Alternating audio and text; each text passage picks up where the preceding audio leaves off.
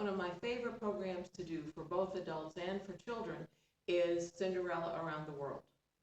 This story is one from South Africa, one of the few that actually comes from Africa, and it's called Nomi and the Magic Fish. There was once a little girl named Nomi. Now, Nomi lived with her father and her stepmother and her stepsister, whose name was Nomsa. The stepmother, like in most Cinderella stories, was not a kind woman. She loved her own daughter. She let Nomsa sit and eat candy and comb her hair all day. Nomi had to work and work and work, and mostly that work had to do with the family's cows. From the time she was 6 years old, Nomi took care of those cows.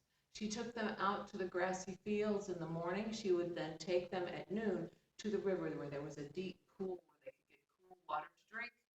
And then in the evening, back to the house. Now, by this time, Nomi's a young woman. She has been suffering under her stepmother for years. Stepmother only gives her a small breakfast. Tells her, don't come home for lunch, you're going to be taking care of the cows, and I will only give you dinner if you think you've done a good job.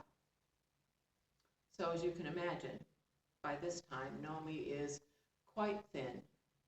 They say her hands look like bird claws, and all that her stepmother would give her to wear were the rags when Nomsa was done with them, and so she had had it.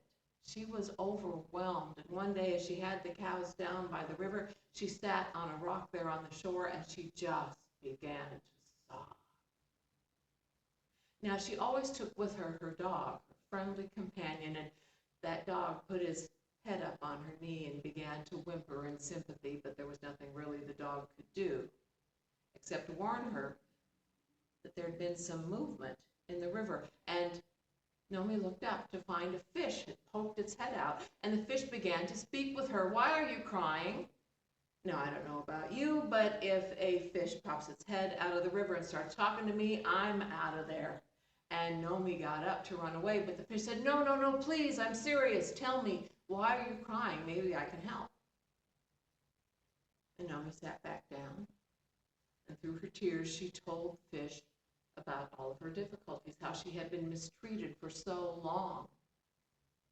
And the fish thought for a second and said, well, I can't give you a new dress. Your stepmother would see that and just take it away from you. But if you continue to come down right here to this part of the river where the deep pool is, I promise I will be here every day and I will have something for you. The fish was as good as his word. Every day when they would come down to the river, Nomi would get something to eat or to drink, maybe a piece of warm bread with melted butter or a cool glass of milk. She never knew how he did it, but he did.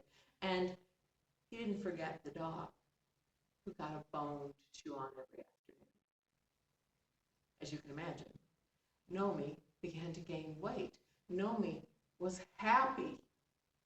She now had 2 friends. It was amazing. But stepmother saw that and just got angrier and angrier. One day she finally took Nomi by the shoulders and began to shake her. Who is helping you? She yelled. But Nomi would not betray her friend. So finally the stepmother took a stick and threatened to hit the dog. And the dog was like, no, no, I will tell you, don't hit me. It's the fish that lives down at the deep pool in the river. That's who's helping us. The stepmother smiled. The next morning, when the family got out of bed, everyone got up except for the stepmother, who laid in bed moaning and groaning until finally Nomi's father came over and said, my dear, what's wrong?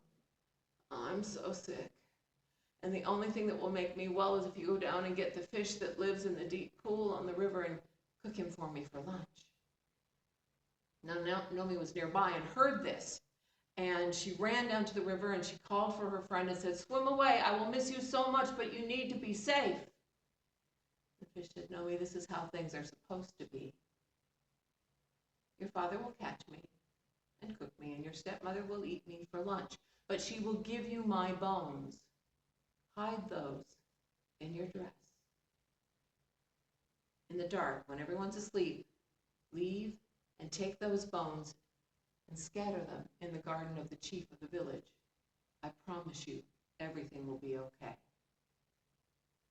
Everything happened exactly the way the fish had said, and Nomi hid those bones in her dress, and in the dark, she scattered them. The next morning, the chief came out of his house, put his hands on his hips, started looking around, making sure everybody was behaving themselves. When he looked in his garden, he called over a servant. Can you tell me what's over there in the garden? And the servant went over and looked and said, Chief, it looks like fish bones.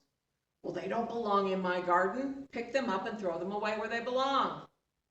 And so the servant bent over to pick up those bones, but as he tried, they flowed through his fingers like they were made out of water.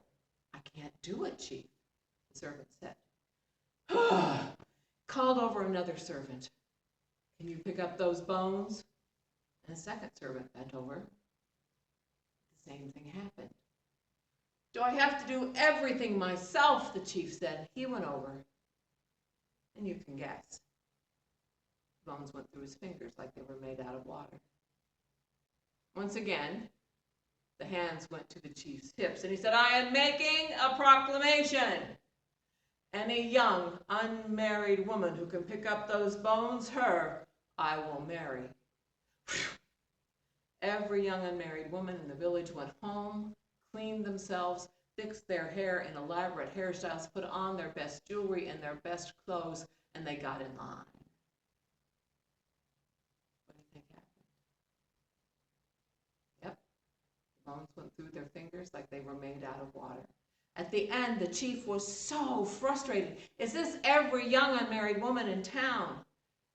And one of the women went, wait a minute, Nomi, she's out with her cow. She has no idea what's going on. Well, go and get her, the chief demanded.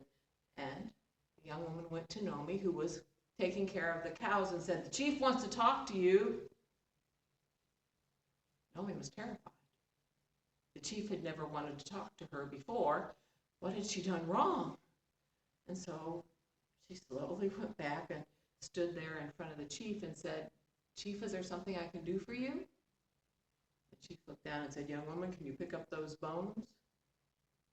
You know what happened. She picked them up. She put them into the chief's hands and said, is there anything else I can do for you? And he smiled and said, yeah. Want to get married? No, he said, yes, as you can imagine.